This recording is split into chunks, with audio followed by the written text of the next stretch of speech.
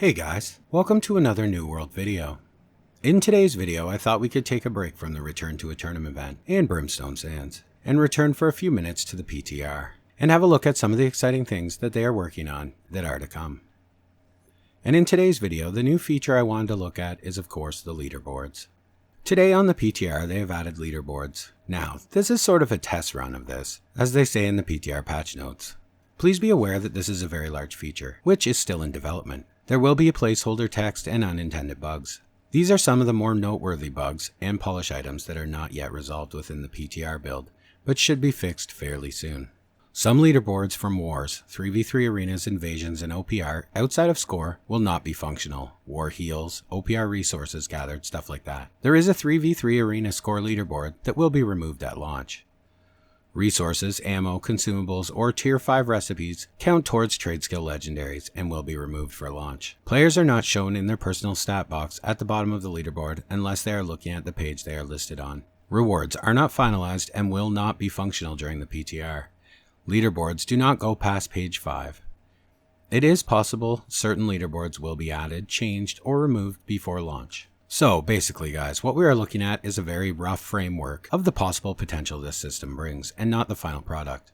But nonetheless, I did want to have a look at it so we can begin to understand what to expect from it in the short term as well as the long term. So let's get into it. So when you go into your modes menu, you will see a new tab. And this tab of course is called the leaderboards. When you enter this tab, you will be greeted by a leaderboard category screen. So the categories they are showing on the PTR at the moment that seem to be the framework for where we are starting with this new feature are Mutated Expeditions, Faction War, Player versus Environment, Player versus Player, and Trade Skills.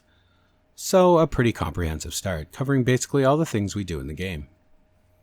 Another thing to note is on each category it states the reward cycle. And what's kind of cool in this is, it appears that they are going to have different reward cycles with different categories, which is something I was wondering about. For example, with mutations, certain mutations only last 1 week. So were they going to do this by mutation or simply combine the mutations over the course of the month? And it looks like they will be breaking it down by mutation to start. And alternatively, trade skills. These take time to prep for. Most good crafters work in a cycle of gathering materials or storing them, then a big crafting session. So 1 week wouldn't be a fair measure, but it looks like crafting will be a quarterly measure. Now, the reason why I thought this was an important thing to notice was I was curious if they would truly put thought into how the different categories operate to get a fair measure, and it would seem that they have. And for rewards, right now they haven't really put much info in terms of rewards. Well, because there are no rewards being awarded during the PTR, but we can see some of them. It looks like we will be awarded skin sets and titles for most of the categories, which is very cool. It allows players to show off the prestige associated with the achievement. I wonder though, I hope these skins will be very different and stand out. I also wonder if they will do this leaderboard in sort of a seasonal format, especially for say mutations. I mean, it's cool if each mutation had a different skin, but over time people will stop competing when they have them all. But having seasonal skins, this would be a cool idea. It would both give more players a chance to achieve the weekly skin, but then have a cutoff date where people could have, for example, the Genesis Season 1 mutation skin, and then eventually the Genesis Season 2 mutation skin. It would just prolong the life of the engagement of this sort of activity. So let's have a look at how they are breaking things down in each leaderboard right now. Now, keep in mind this is a test build and a lot of this will likely change. But this will give us an idea of the direction and thought process behind the development of this. So, for mutations. It looks like this is quite simple. It's got one ladder for the highest score and another for clear time. Pretty simple but makes sense. Now for the Faction War category. This one is broken down into a few subcategories at the moment. Also, this category is not an individual player leaderboard, but rather a company leaderboard. So it looks like every member of the company will receive the reward, or potentially the reward will be unique crests and things like that for the company. First, territory control.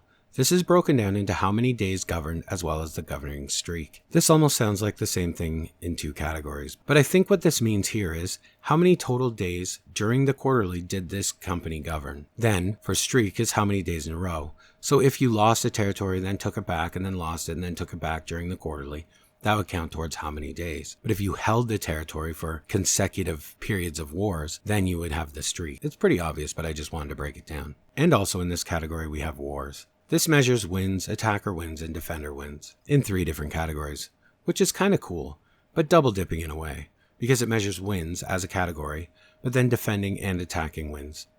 I think probably they could just remove the flat wins category and leave the other two, and have unique rewards for those. And the next category we have is PvE. This one is again an individual leaderboard and is broken into invasions, trials. Trials are of course the PvE arenas like Sirens, and finally corruption breaches. Then again, each of these are broken down into subcategories. Invasions are very much like you would expect, measuring everything from damage done to kill ratio to healing done. But the ones like trials and corruption breaches are much more simple, simply measuring completion. Where the corruption breaches are a bit different though, and kind of cool, is that in award points are not simply for closing breaches, but for the experience gained in doing so. This way, people can't just spam level 25 breaches all day for points. And our next category is of course PvP. This category is broken down into subcategories once again. Open world PvP. This section measures how many control points you take part in capturing, how much influence you earn, and how many PvP kills you get in the open world. Then of course we have Outpost Rush. This is broken down very much the same way as the scorecard in Invasions. The interesting bit here, however, is there is a category for NPC kills and resources contributed. This is kinda cool, because it is rewarding those players who play Outpost Rush and contribute to the base improvements, and not be directly in the fray of combat. And of course, 3v3 arenas. And there's no surprise here how it is broken down. And finally, we have the trade skill category. For the moment in this build, it only measures the actual crafting professions.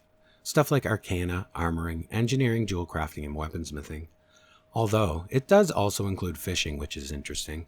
What they are measuring for this leaderboard in this build is simply legendaries crafted. Now, there is a couple things here that are important to note. On the PTR, you are awarded credit for crafting guaranteed legendaries for testing purposes, like the artifact weapons, void bent, and event patterns.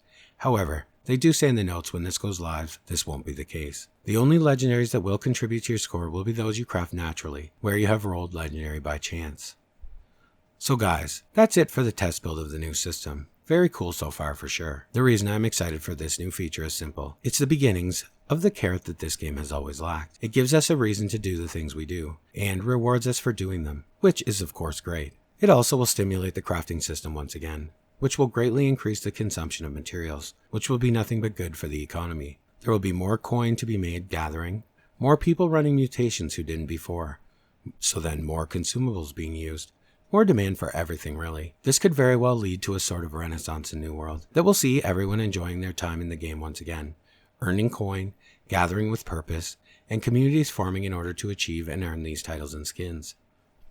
I am pretty excited about the future of this game, and although it was a slow starter, it really feels like we're moving in the right direction now. Okay guys, that's all for today. And as always guys, thanks for watching, and I will see you in the next one.